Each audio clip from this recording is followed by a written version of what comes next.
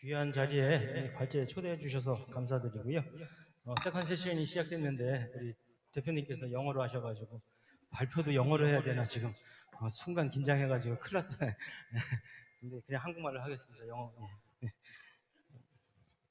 그 예. 어차피 우리도 통역이라는 좋은 시스템이 있으니까 빨리 해야 되는데 이렇게 시작할 때부터 자꾸 헛소리 해야 돼가지고서 빨리 하겠습니다. 우리가 사실 제가 발제할 내용은 이제 뭐 장애계에서는 이미 다 아시고 있는 내용이고요. 유엔 장애인 권리 협약 선택 기준의 필요성 하고 혹시나 이제 기준을 한다면 그다음에 좀 이행 강화를 위한 우리 NGO의 노력은 좀 어떤 게 돼야 되는지 그런 거에 대해서 좀 발표를 하도록 하겠습니다. 근데 오늘 사실은 이제 이렇게 준비한 원고는 작년에 보건복지부 연구용역과제로 유엔 장애인 권리협약 선택의정서 비준 방안 및 향후과제 연구라는 거를 했었습니다. 제가 이제 책임 연구를 하고 오늘 토론자로 나온 이제 이호선 교수님께서도 이제 공동 연구를 해주시고요. 이 외에도 이제 박광학 교수님, 장영재 변호사님 등이 이제 수고해 주셔가지고서 연구가 나왔었는데요. 그거 중에 일부를 오늘 제가 이제 발표를 드리게 되었습니다. 일단 이제 선택의정서 관련 국내 진행 상황을 좀 말씀을 드리면 이미 앞에서 이용석 실장님께서 이제 경과보고 차원에서 다 말씀을 해주셨습니다. 그래서 이제 넘어가도 되는데 몇 가지만 좀 이제 중복되더라도 좀 강조되는 점을 좀 말씀을 드리면 어쨌거나 정부가 2019년 1월에 2, 3차 병합 국가보고서를 낼 때는 작년 1월에 이제 국가보고서 초안에 토론회를 했는데 그때는 선택의정서 비준 얘기가 없었습니다.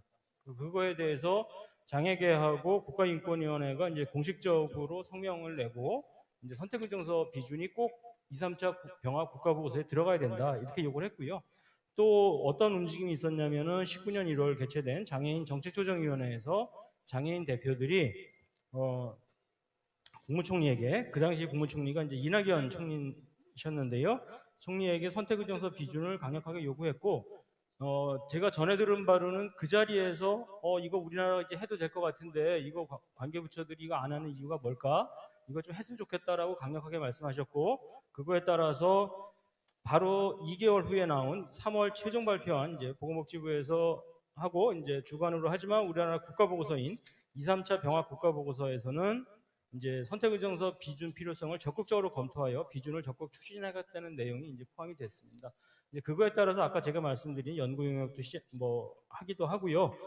이제 보건복지부를 비롯한 관계부처에서 이제 비준 관련 이제 논의들을 이제 시작을 하는 것 같습니다. 그런데 좀 아쉽게도 올해 코로나 때문인지 이제 작년까지는 조금 뭔가 움직임이 있었는데 올해는 전혀 좀 움직임이 없는 것 같아서 이제 좀 아쉬운 마음이 좀 있긴 하고요. 비준의 의미와 기능에 대해서 말씀드리면 이것도 마찬가지로 우리가 다 알고 계시는 건데요. 일단 개인 진정제도라는 게 우리 국내에서 이제 구제 절차를 다 한 이후에도 어차피 구제가 안 될 경우에 그럼 어떻게 할 거냐? 그런데 스탠다드 기준으로 봤을 때는 오히려 이제 유엔 기준이 더 높으니 그 유엔 기준에 맞춰 가지고서 한번 청원 진정을 해볼 수 있는 그런 이제 효과가 있는 거고요. 그래서 국내에서 권리 침해를 받은 피해자가 어쨌거나 직접적인 구제를 받을 수 있는 그런 이제 기능을 할 수가 있는 거고요. 근데 그게 이제 원래 개인 진정제도의 주 목적인데 그거를 통해서 부가적으로 생기는 게 이제 어떤 진정이나 그런 거에 의해서 이제 권고가 나오거나 한다면 그 개인 하나만 진정해 주는 게 아니라 그거를 통해 가지고서 제도를 이제 바꾸게 되다 보니까 어쩌면 이제 제도 변화를 가이드해 주는 역할을 할 수도 있다. 이제 그게 하나의 또 기능이고요.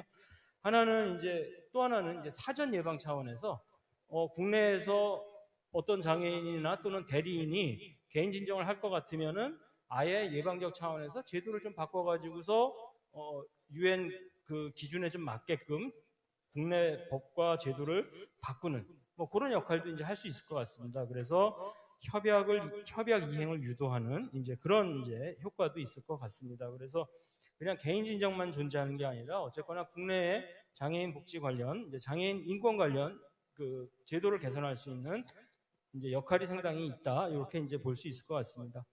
그렇다고 한다면 왜 이렇게 중요한 것을 비준을 안 할까? 이제 요거를 우리가 좀 검토를 해봐야 될 것 같습니다.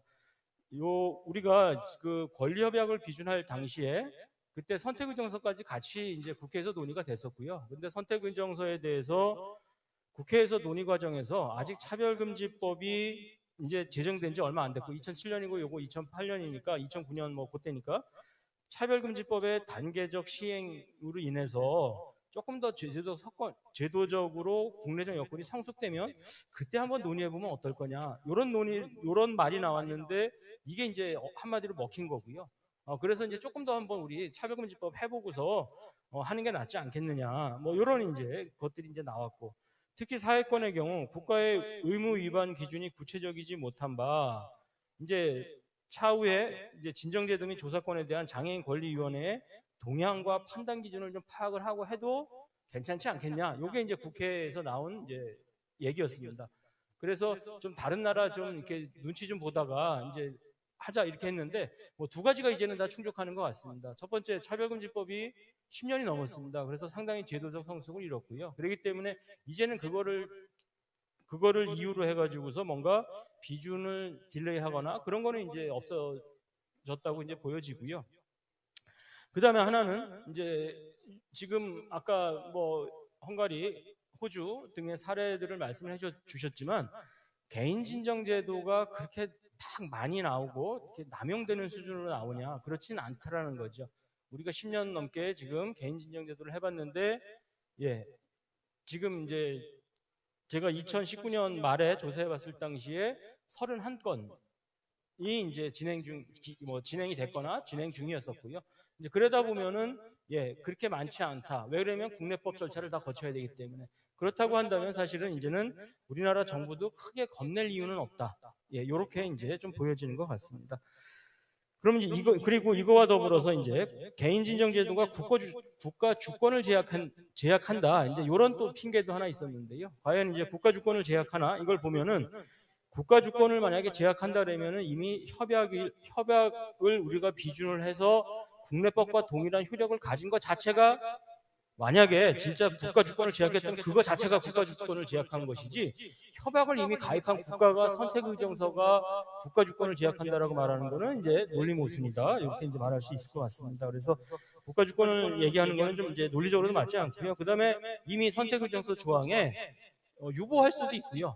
그 다음에 국내 절차를 다 밟은 후에 이제 진정할 수 있고 그 다음에 와서 조사하는 것도 당사국하고 다 협조해가지고 하게 돼 있는 거지 무슨 강제력을 동원해서 하는 게 아니기 때문에 기본적으로 국가 주권을 제약한다는 논리는 이제는 없어져야 할 거라고 좀 생각이 듭니다. 그 다음에 아까 국내 여건의 미성숙 그거 다 말씀드렸고요. 그 다음에 국내 권리구제 기구 기능으로 충분하다 이런 이제 그 논점도 존재하는데요. 역으로 국내 권리구제 기구 기능이 충분하면 그게 다 된 다음에 개인진정제도로 갈 수 있기 때문에 그게 만약에 충분하다면은 개인진정제도 만들어도 어차피 갈 게 없기 때문에 크게 우리가 국가에서 정부에서 크게 걱정할 일은 없을 것 같습니다. 그래서 그 필요성은 이제 상당히 높아지고 있다 이렇게 이제 보여지고요. 그 다음에 이제 비준 과정에서의 이제 관계부처하고 이제 장애계 협력 문제가 좀 나오는데요. 아마 이거는 뭐 외교부나 보건복지부는 당연히 반대하지 않을 것 같고요. 외교부도 크게 반대할 사안은 없을 것 같습니다. 그런데 이제 요새 아마 정책 중에서 보면 우리가 여성차별철폐협약에 대해서 법무부가 계속 반대했던 거는 호주제 때문에 이제 반대했다가 호주제가 유효 결정이 나고 그러니까 이제 그 문제가 없어지니까 이제 법무부도 이제 협약에 대해서 동의하는 조건으로 이제 바뀌었는데요. 지금 이제 법무부가 가장 반대할 만한 사항은 아까 우리 헝가리에서 나왔던 후견제도를 지원의사결정제도로 바꾸는 사항인 것 같습니다. 지금 이제 법무부 입장에서는 2013년에 민법 개정을 통해서 후견제도를 만들어 놓고 이게 우리나라의 인권을 얼마나 신장시킨 건데 지금 이러고 있는데 장애 쪽에서는 그거 반인권적이니까 지원의사결정으로 가자. 그리고 협약에서도 그렇게 얘기하고 있다. 이렇게 얘기하기 때문에 아직은 조금 더 가기 좀 주저하는 이제 그런 경향이 약간 있는 것 같습니다. 그래서 그거는 우리가 근데 어쨌거나 장애인의 삶을 생각한다면 헝가리에서도 강력하게 얘기했듯이 후견제도로 될 일은 아니고요. 어쨌거나 이제 법적 역량을 우리가 강화한다는 측면에서 지원의사결정으로 이제 가야 되는 거고요. 그래서 이제 그거는 우리가 장애계가 끊임없이 공론화시키고 하면서 조금 더 법무부를 설득하고 이런 노력이 조금 더 이제 필요할 것 같습니다. 제가 또 이렇게 얘기했더니 어떤 분이 그냥 이게 일단 저기 선택의정서 비준할 때까지만 몰래 가자. 그런 얘기도 하시더라고요. 그래서 뭐 그게 또 중요한 전략이면, 바람직한 전략이면 그냥 또 몰래 가가지고서 일단 비준해놓고 그 다음에 이제 우리 지원의사 결정 한번 열심히 해보자. 뭐 그렇게 하는 방법도, 근데 어느 게 더 좋은지 한번 우리 고민해볼 필요는 있는 것 같습니다. 그다음에 장애인단체의 이제 현역 방안이 상당히 필요하고요. 이건 뭐 당연한 것 같습니다. 그런데 지금 장청년 중심으로 하지만 우리가 장애인 차별금지법 만들 때 사실은 거의 모든 장애인 단체들이 같이 했던 기억이 있습니다. 그래서 장청년이 이제 제한 단체가 돼서 모든 장애인 단체들이 조금 더 협력할 수 있는 그런 토대가 이루어졌으면 좋겠습니다. 그다음에 이제 비준 이후의 과제인데요. 거기에 대해서는 제 발제 이후에 이탁건 변호사님께서 좀 이제 상세하게 말씀을 해주실 것 같습니다. 그래서 저는 그냥 간단하게 말씀을 드리면, 지금 개인 진정 제도가 만들어져도 문제는 뭐냐면 실효성이 낮다. 그거 진정 받아봤자 국가에서 그게 뭔데 하고 무시해버리면 끝이다. 이게 가장 이제 큰 문제로 지금 남아 있는 것 같습니다. 그래서 그 실효성을 높이기 위한 후속 조치를 우리가 어떻게 할 것이냐, 이게 이제 굉장히 중요한 의미로 남는 것 같고요.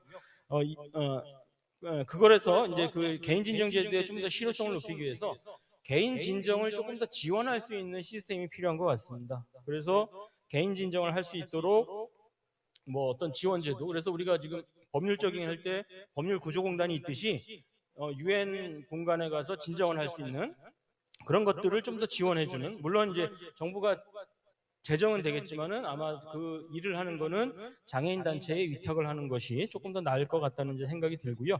그 다음에 이제 권고가, 만약 진정이 들어가서 권고가 나왔을 때 그거를 이행하는 법과 절차 마련이 필요할 것 같습니다.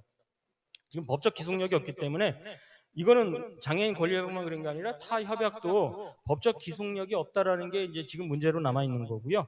그렇기 때문에 이거와 관련해서 후속 절차법을 만들어야 되는데, 장애인 권리 협약만 해서 후속 절차법을 만드는 방안도 있지만, 제 생각에는 이미 다른 협약도 그 선택의정서에 대한 비준을 하고 개인 진정 제도를 활용하는 협약이 있기 때문에 그것들을 다 묶어가지고서 그 개인 진정 권고 이후에, 그러니까 그 받아들인 이후에 그 후속 절차를 국내에서 어떻게 할 것인지, 그 다음에 그 지원은 또 어떻게 할 것인지, 이런 것들을 포괄하는 그런 어떤 그 절차법을 좀 마련해야 된다. 이게 이제 우리의 과제로 남는 거고요.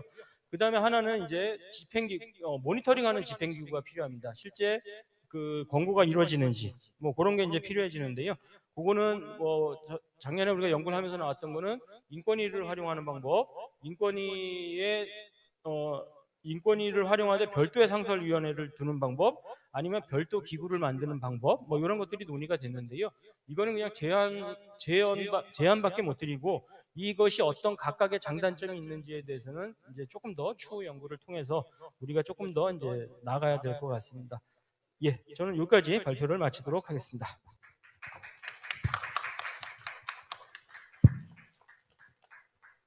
Thank you, Professor Lee.